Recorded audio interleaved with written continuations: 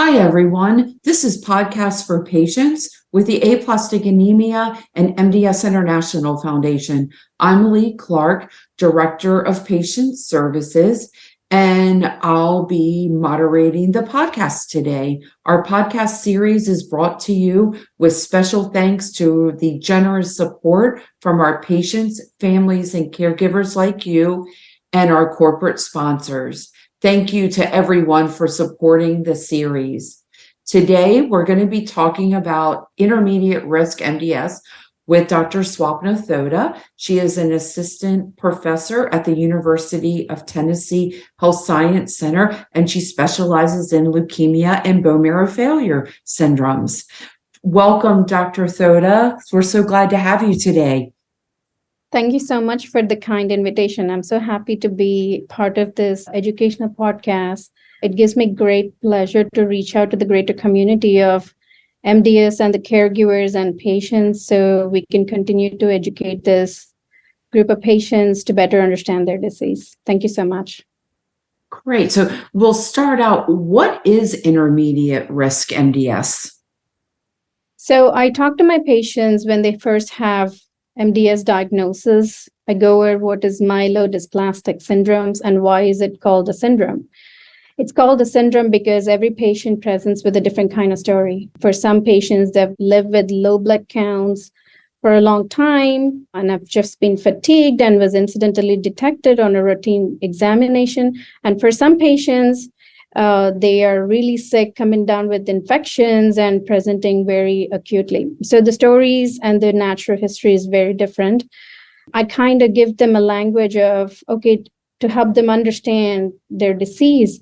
And I kind of bring them to this conversation of, okay, do you understand, or do you have questions about stages of disease? Because that's a very common terminology used in solid tumor world, whether it's early stage or late stage. But in blood cancers, there is no typically staging, especially in myelodysplastic syndrome, as to stage 1 to stage 4. But there is a similar terminology as risk categories based on the information the patients of the patient's disease, based on their blood counts and the information we get from bone marrow biopsy.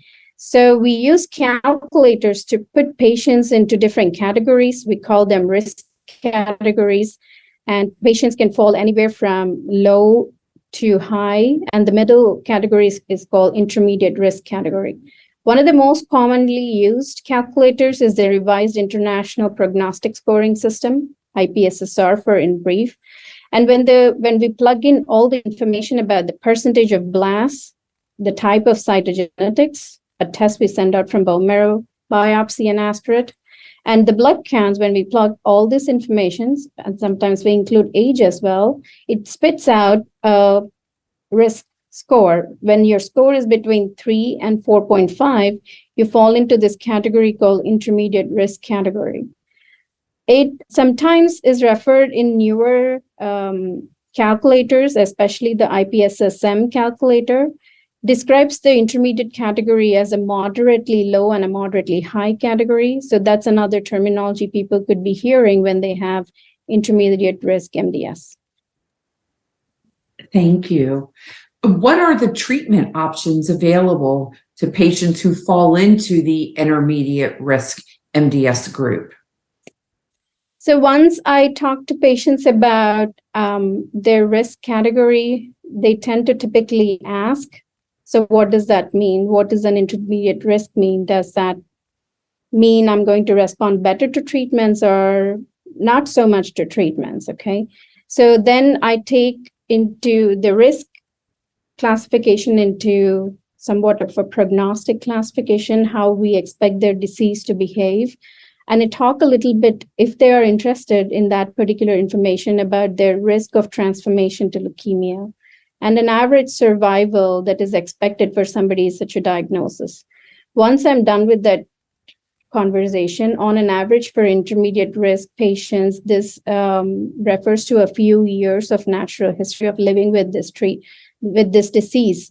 Then it brings us to the conversation of treatment. Now, even beyond the risk category, there's a little more personalization for treatment. First of all, am I talking to a young patient with the intermediate risk category?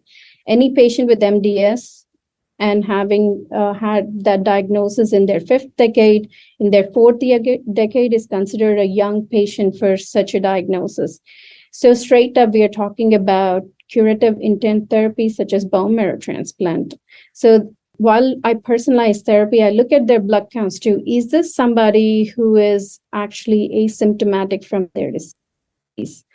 Or is this somebody who is really getting transfusion dependency? What is the blast percentage that we are dealing with? Is there a need to decrease this blast percentage? So even in this intermediate risk category, there are a certain people who behave more like low-grade MDS, and there are people who tend to behave more like high-grade MDS, and that kind of understanding is really critical. And that's where each individual physician has to personalize therapy based on what is happening with the patient. If a patient is determined, especially with the new calculators of IPSS-M, that they have a moderately low, so an intermediate risk patient that tends to behave more like a low-grade MDS patient, then we focus on quality of life things, cytopenias that we need to alleviate. So we can use agents such as erythropoietin factors, ESAs, the other terminology for it, Promacta if their platelets are on the lower end. So we try to alleviate the transfusion burden, the impact of low blood counts. But if there is a higher blast percentage or a molecular pattern that we are really worried about progression and they're falling into a little bit on the higher side with IPSS-R score, if you have a score greater than 3.5, you tend to behave more on the higher risk, and then we start talking about potentially treatments such as hypomethylating agents that prevent transformation to leukemia and prolong survival of these patients. So it's an individualized decision. There are several treatment options, which is a good thing. So it's a conversation and a little bit of individualization of how the patient is presenting to us. Thank you. Are there particular challenges with treating intermediate risk MDS? Historically, yes, intermediate risk MDS. It's a good thing. Like I said, there are a lot of treatment options, but intermediate risk has been kind of all the diagnoses that we didn't know are really well behaving or really not so well behaving. So the low and high and everything else got categorized into this intermediate risk category. So now with the advent of IPSS-M and all this molecular knowledge that we have gained over time, we can better classify these patients into better understanding of their disease and prognosis. So one of the biggest challenges I face is that if I am treating a patient who is 62-year-old intermediate risk, he's worried 5 years from when he's diagnosed with MDS, whether he'll still remain a transplant candidate or not. So the transplant decision was a big challenge as clinicians we all faced without more precise calculators. Now with the more advanced calculators, some of those patients compared to IPSS or IPSS-R that are being upgraded into a higher category, there's 11% of those patients in the studies that were previously categorized as intermediate that could be reclassified as those that tend to behave more as high risk. So we are able to use these calculators as to better understand the disease biology and thereby take them to transplant. What has been a historical challenge for understanding the prognosis and who to put through transplant and curative therapies like that has been a little bit more demystified with the new calculators we have. So I think we're making progresses with the challenges that we had before. What are the risks of intermediate MDS transitioning to secondary AML? This is a big piece of conversation that I focus on during conversation with the patients. In the beginning meetings, I educate them about MDS. A lot of people hear the term pre-leukemia and confuse that they are not really diagnosed with the cancer, and they think that AML is a true malignancy. So once we get that initial phases of trying to understand that an MDS is a cancer, but could transform into a much more aggressive blood cancer called acute myeloid leukemia. Everybody has a risk of this, but based on which category you fall into, you have a higher chance of transforming into AML. About 25, so a quarter of the patients that fall into this category of intermediate risk could technically, within a few years of their diagnosis, so it's not 100%, it's only a small percentage, 25%, I believe, within the intermediate risk, within a few years of being diagnosed, so 3 to 5 years of their diagnosis, have a chance of transforming into a more aggressive form of blood cancer called acute myeloid leukemia. Now, if we translate that into the more recent understanding of IPSSM categories, and if we take moderately low type of intermediate risk patients, like I said, they tend to behave more like the low risk patients. So their risk is a little bit lower. So this subset of patients have about 5% transformation at 1 year into diagnosis. It's a linear change as they grow into more years with their MDS diagnosis, the percentage goes up. So somebody got diagnosed with MDS, lived with MDS, with this intermediate risk MDS for last 5 years, their risk goes up. Like I said, a year into diagnosis, they're 5%. 5 years into diagnosis, their risk category in this moderately low subset goes up to almost 10 to 12%. So as you go through low all the way to high, the percentage increases within each category. And I just shared the numbers with you for those patients that are intermediate risk by IPSSR and moderately low by IPSSM, and what percentage risk they have for transformation to AML. It's definitely one of those things patients worry about, and the treatments aim at delaying such transformation, including hypomethylating agents or participating in clinical trials.